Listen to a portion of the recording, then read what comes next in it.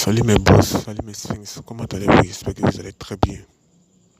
Ce soir, nous allons parler toujours du cheminement spirituel, toujours de la spiritualité, rien que la spiritualité. La spiritualité, c'est l'invisible. La spiritualité, les sphinx, mes boss, c'est quelque chose de subtil. C'est vous-même, c'est la chose qui est à l'intérieur de vous. Il n'y a rien de tel. La vie est à 100% spirituelle. Ceux qui sont spirituels, qui ont confiance en eux, ceux qui sont spirituels évoluent dans la vie. Ceux qui sont spirituels ont de la richesse, ont de la finance. Ceux qui sont spirituels, qui se connectent à Dieu, qui se connectent de temps à autre au monde subtil, sont des personnes qui gouvernent le monde. Vous devez connaître cela. Ce message est très important. Mais Sphinx,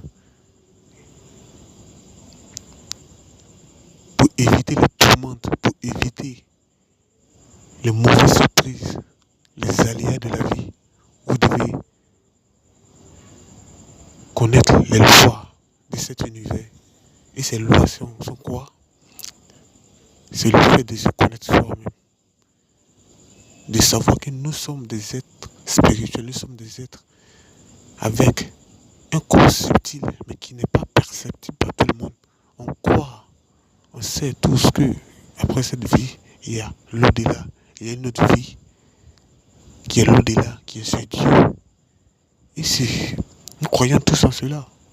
Nous croyons que après la mort, nous allons vivre des expériences. Nous allons être jugés par Dieu. Certains iront au paradis, certains iront en enfer. Si nous avons ces croyances, c'est que nous devons savoir que nous sommes des êtres spirituels, tout simplement. Il y a des pouvoirs cachés en nous.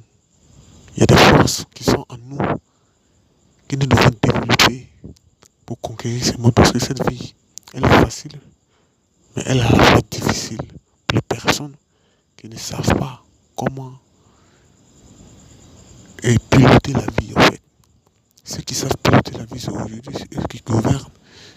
Ceux qui sont à la tête des grandes entreprises, ceux qui sont à la tête des États, ceux qui sont riches et qu'on les envie.